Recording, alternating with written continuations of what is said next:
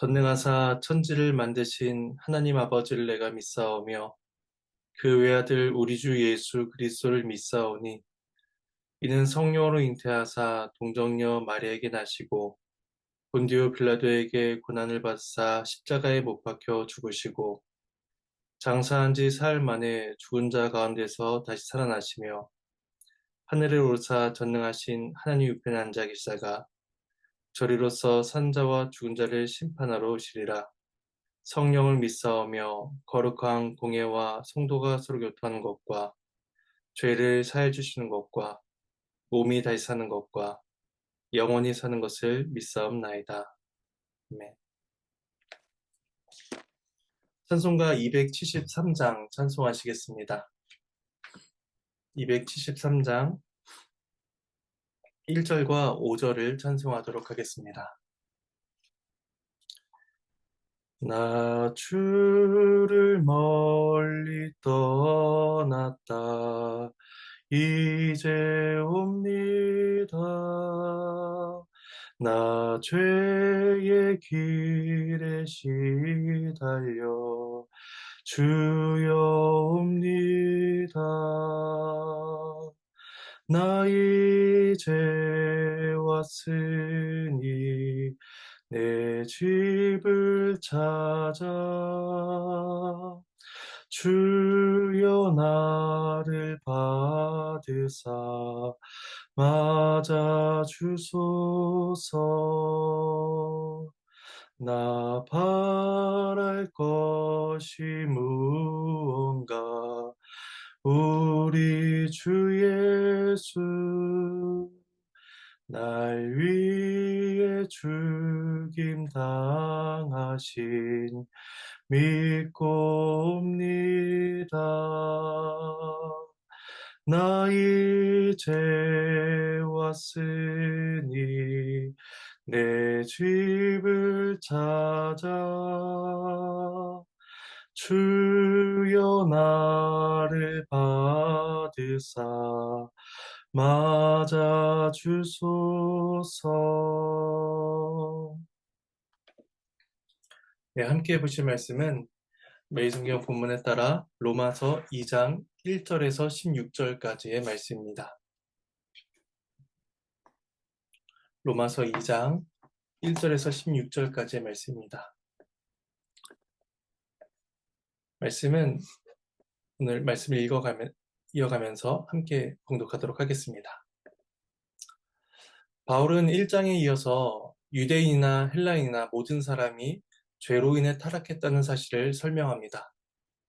2장 1절은 그러므로 남을 판단하는 사람아 라고 시작을 하고 있는데 이 사람은 누구이며 또 어떤 사람을 판단하고 있는 것일까요? 먼저 그들이 판단하는 대상이 누구인지를 보면 2절에서 이런 일을 행하는 자에게 하나님의 심판이 진리대로 되며 라고 말씀하고 3절에서는 이런 일을 행하는 자를 판단하고도 라고 말씀을 합니다. 2절과 3절에서 이런 일을 행하는 사람이란 앞서 1장 18절에서 32절 단락에서 말씀하고 있는 하나님을 대적하며 온갖 불의를 행하는 자들을 말씀합니다. 그렇다면 2장 1절에서 남을 판단하는 사람들은 그들이 행하는 그런 불의가 악하다는 것을 알고 있고 또 그러한 일을 행하는 사람은 정죄를 받아 마땅하다는 것을 알고 있는 사람입니다. 즉 하나님께서 주신 의의 규범인 율법을 수여받은 사람으로서 이들은 유대인들을 가리킵니다. 유대인들은 헬라인들이 하나님을 마음에 두지 아니하고 온갖 악행을 행하는 것을 보며 그들을 정죄하고 자신들은 그들과 같지 않다고 자부하였습니다. 하지만 사도 바울은 남을 판단하고 있는 유대인들을 향하여 정죄를 선언합니다. 그들이 정죄를 받는 까닭은 남을 판단하고 있는 그 행위 때문이 아니었습니다. 1절과 3절을 제가 읽어보겠습니다.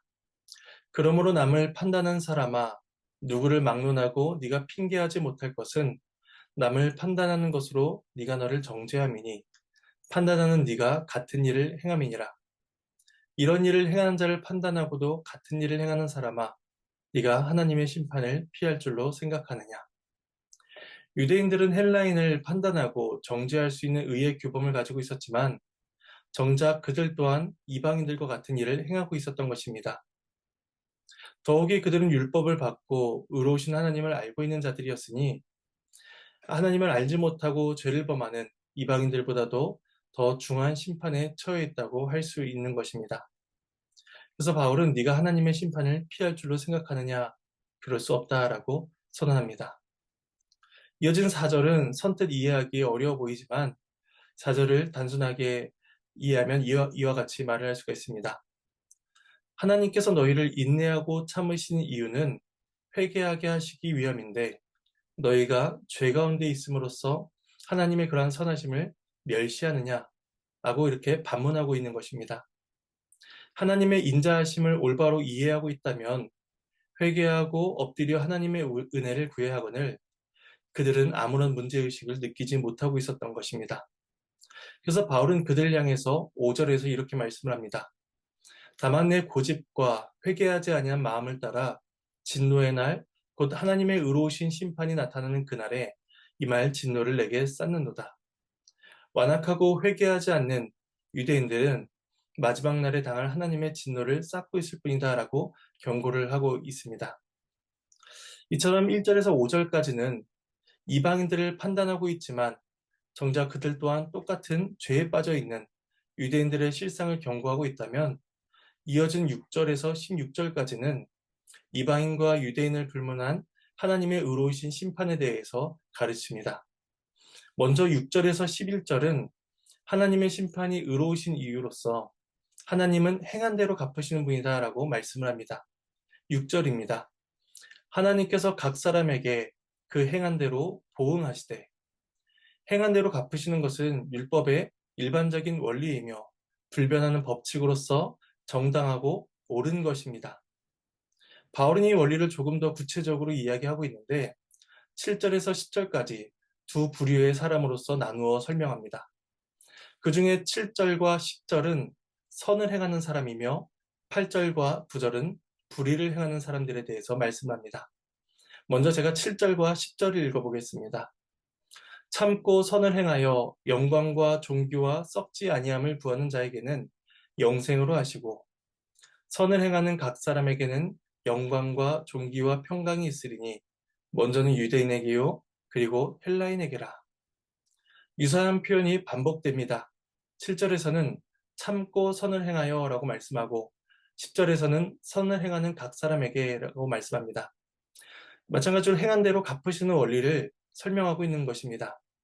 이때 선행에 있어서 중요한 것은 한두 번 지키다가 포기하는 것이 아니라 지속적으로 인내하며 행하는 선행을 이야기합니다. 지속적으로 선행을 하는 이유가 무엇인가 하니 7절에서 영광과 존귀와 썩지 아니함을 구하기 때문이며 10절에서는 썩지 아니함이 평강으로 바꾸어 표현되고 있습니다. 결국 7절과 10절에서 동일한 것을 이야기하고 있다고 말할 수가 있는데 이것은 모두 마지막 때의 신자들이 그리스도 안에서 누리게 될 영화의 상태를 가리킵니다. 그들은 이 땅에서 죽음으로 끝나지 아니하고 종말에 임할 그날을 바라보기 때문에 이 땅에서 악행과 악독을 버리고 참고 선을 행하며 살아간다는 것입니다. 이런 자에게는 율법의 원리를 따라서 영생이 주어지게 될 것입니다. 하지만 이와는 반대로 8절과 9절에서는 악행을 행하는 자들에 대해서 말씀을 합니다. 제가 말씀을 봉독하겠습니다. 오직 당을 지어 진리를 따르지 아니하고 불의를 따르는 자에게는 진노와 분노로 하시리라. 악을 행하는 각 사람의 영에는 환난과 곤고가 있으리니 먼저는 유대인에게요 그리고 헬라인에게며 8절에서 당을 짓는 자들은 자신의 이기심을 쫓아 살아간 사람들입니다. 싸우기를 좋아하며 자기의 중심적인 목표에 몰두한 사람들입니다. 당을 짓고 정욕을 같이 하는 사람들이 모여 힘을 이루니 외부로부터 주어지는 하나님의 진리에는 아무런 관심이 없고 오로지 자기 안에서 일어나게 되는 불의만을 쫓게 된 것입니다. 이런 사람들에게는 영생이 아니라 진노와 분노로서 하나님께서 더하실 것입니다. 9절에서도 악을 행하는 자들에 대해서 설명하고 있는데 이때 각 사람의 영에는 환난과 공고가 있으리니 라는 표현이 나옵니다. 이것은 육체에는 환난이 임하지 않고 영혼에만 형벌이 임한다라고 말씀하는 것이 아닙니다. 여기서 말하는 영은 사람과의 동의어로서 사람을 강조하고 있다고 보아야 합니다.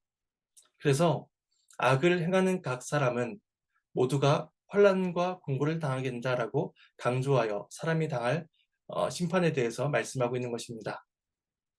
따라서 7절에서 10절은 행위대로 보응하시는 하나님의 심판 원리를 말씀하고 있는 것입니다.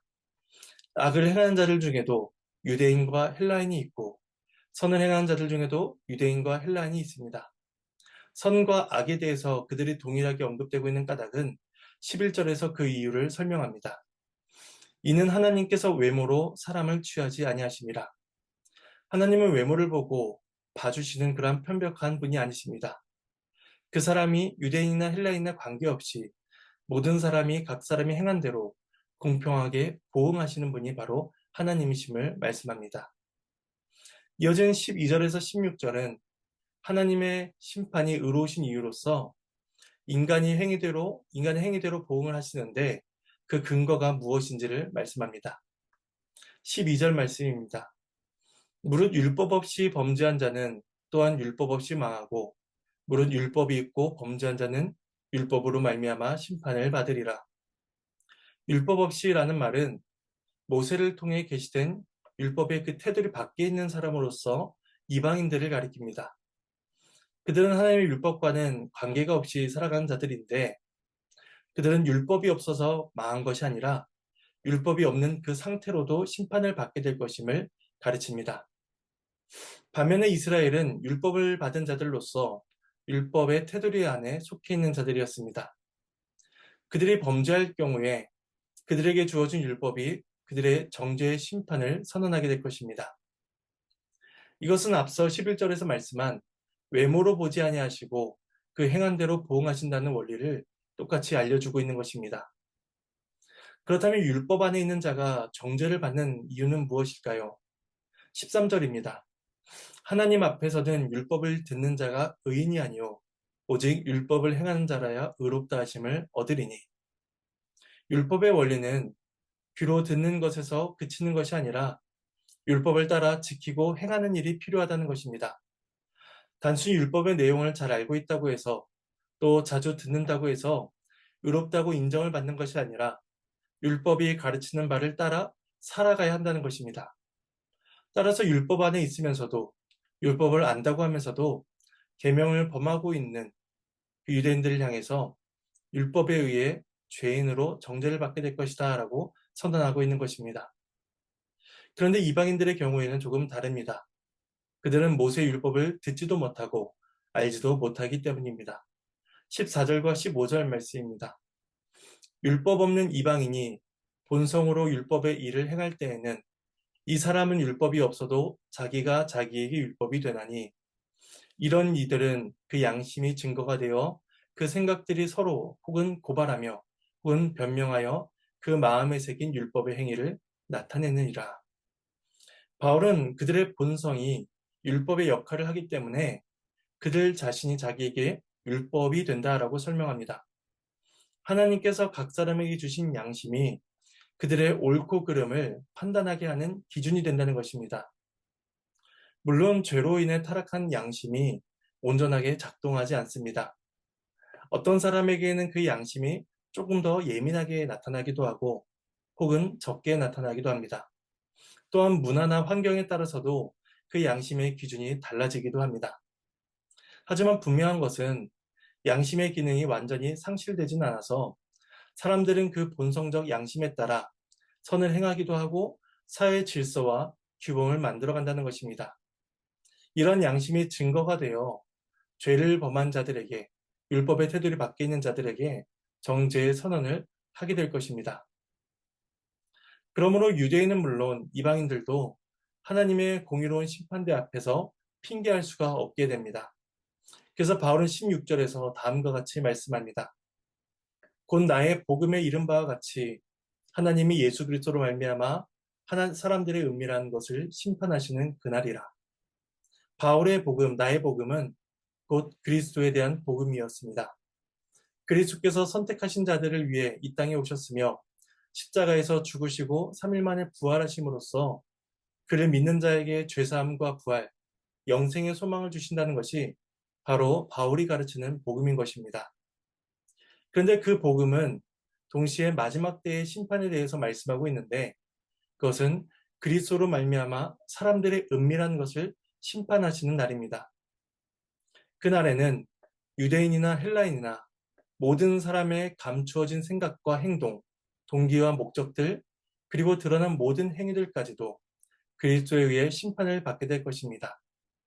그때에는 각 사람의 율법과 또한 양심의 증거를 따라서 각 사람이 행한 대로 보응하시는 공의로운 심판의 날이 될 것입니다.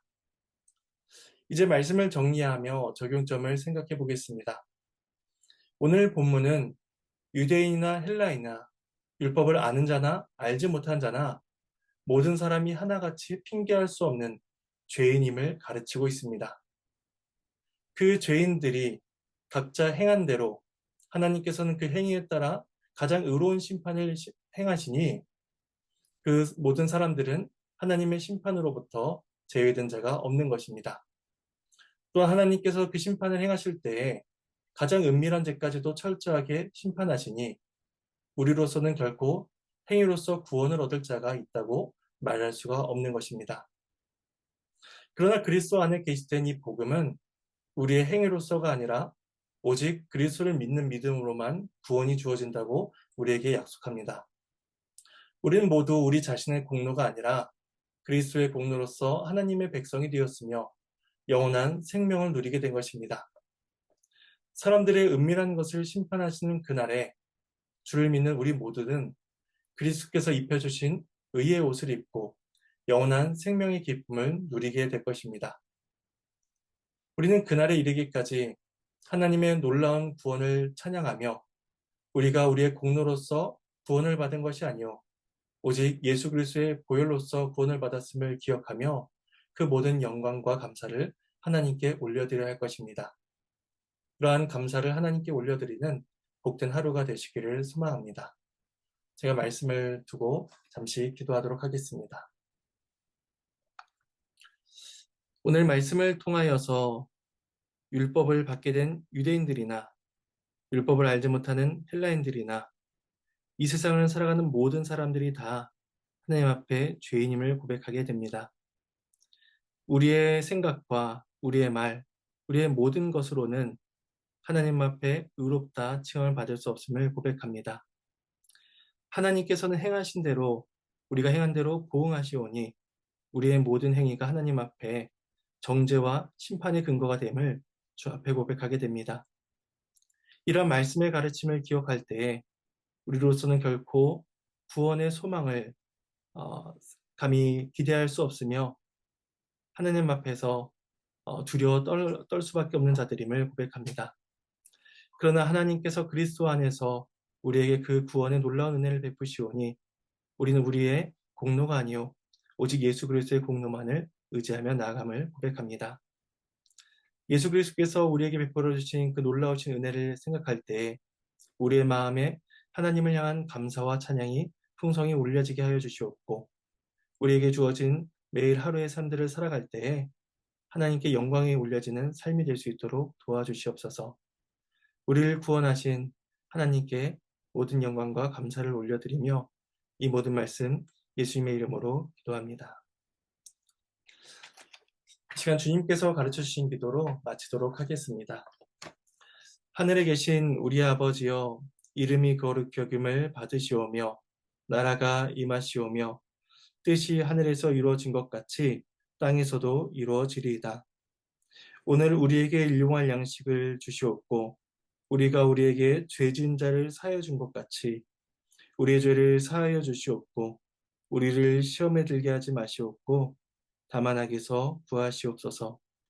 나라와 권세와 영광이 아버지께 영원히 싸움나이다. 아멘.